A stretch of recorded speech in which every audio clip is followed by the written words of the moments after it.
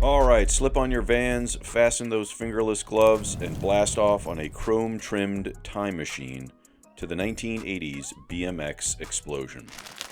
When a gleaming new bike could make you king of the cul-de-sac, and nailing a single bunny hop felt like being Evel Knievel's stunt double. These weren't just bikes, they were status symbols.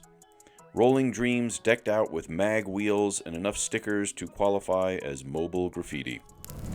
Whether you were hopping curbs, racing the crew, or striking a pose in your driveway, pretending to shoot rad, the right BMX bike was your golden ticket to playground fame. So let's pedal back through time and check out the top 5 coolest and most coveted BMX bikes of the 1980s. The ones every kid drooled over, few could snag, and all admired in the glossy pages of BMX Plus magazine. At the number 1 spot, the Mongoose Super Goose, the chrome king of the suburbs. In the BMX world of the 80s, the Mongoose Super Goose was the crown jewel. You didn't just ride one, you made an entrance.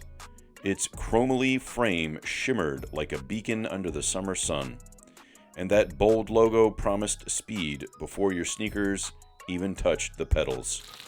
This was the bike that elevated the neighborhood paperboy to legendary status. Outfitted with those chunky, smooth, tough wheels that looked like NASA prototypes, and if yours had the gold trim, you were basically suburban royalty. The Super Goose wasn't feather light, it was indestructible. It could tumble off a garage roof, and some definitely did, and keep rolling like nothing happened. And the name, Super Goose, was peak 80s marketing magic. It sounded like a superhero, a fighter jet, and a cartoon character all mashed into one. Kids lined up for a turn, and you guarded it like a treasure, probably chaining it to the same lamppost you used as a ramp. At the number 2 spot, the GT Pro Performer, freestyle royalty on 2 tires. While the Super Goose was built for speed demons, the GT Pro Performer was for the show-offs. This was the choice of the kid who didn't just want to win a race, he had to pull off a tail whip and stick the landing too. With its unmistakable bent top tube in candy bright colors, fluorescent pink, sky blue, or the occasional, "You sure that's not a custom job?" lime green. The GT Pro Performer wasn't just a ride, it was a masterpiece. Standing platforms and front pegs turned every sidewalk into a stage, and legends like Eddie Fiola turned this bike into a VHS-era icon. Owning a GT was like cruising through middle school in a Ferrari. You didn't even need to ride it. Just park it by the 7-Eleven while sipping your Slurpee and watch the fans gather. Extra points if you had the matching GT gear. Double that if your folks didn't make you wear a helmet shaped like a salad bowl.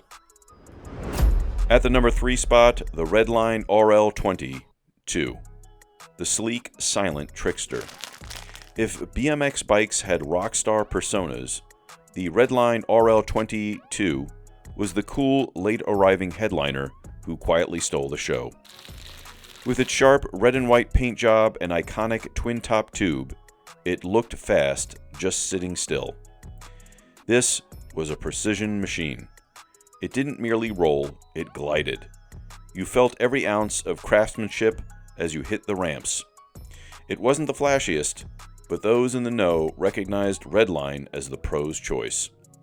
The RL22 also sported some of the cleanest components around, including flight cranks, those sleek tubular gems that made your buddy's hand-me-down Huffy look like it belonged in a scrapyard.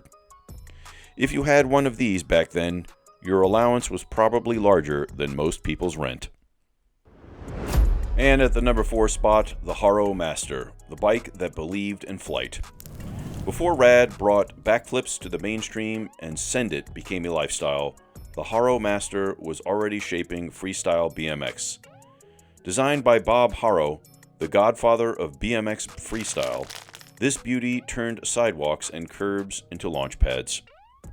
With its triple gusset frame, dialed-in geometry, and that unmistakable Haro green, visible from outer space probably. The Master looked like it was from the future, and in some ways it was, introducing tricks like the rotor, which let you spin the handlebars 360 degrees without tangling cables. For kids obsessed with tricks, that was practically magic. Riding a Haro Master was a full-body show. You weren't just cruising, you were choreographing. Every spin, hop, and trick felt like a highlight reel, even if your buddy forgot to press record. And finally, at the number 5 spot, the Diamondback Viper, the people's champ. Not every kid could drop major cash on a pro ride. That's where Diamondback Viper stepped in. Affordable, stylish, and ready for battle on any suburban street. The Viper was the Camaro of BMX, sleek, fast, and just begging for a jump. It came in polished chrome or electric hues that practically dared you not to launch it off the nearest homemade ramp. And those ramps, usually plywood and cinder blocks, standard 80s construction materials.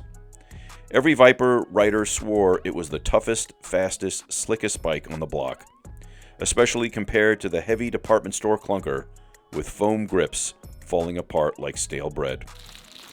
It might not have the glam of the GT or the pedigree of the Redline, but the Viper was a working-class hero, a bike that proved you didn't need a trust fund to ride like a champ. The glorious BMX afterburn. By the late 1980s, BMX wasn't just a trend, it was a lifestyle. Every kid was a daredevil in training, every driveway a proving ground, and every garage had a bent wheel or two as evidence of the thrill. These days, collectors fork over thousands for mint-condition relics. Bikes that once leaned lazily against sticker-covered chain-link fences. But back then, it wasn't about the bling or brand. It was about freedom. That moment when you coasted downhill, wind in your mullet, neon pads sparkling, and danger zone blasting from a boombox. That was 100% pure 80s magic. These bikes weren't just transportation. They were expression, rebellion, and identity, compressed into 2 wheels.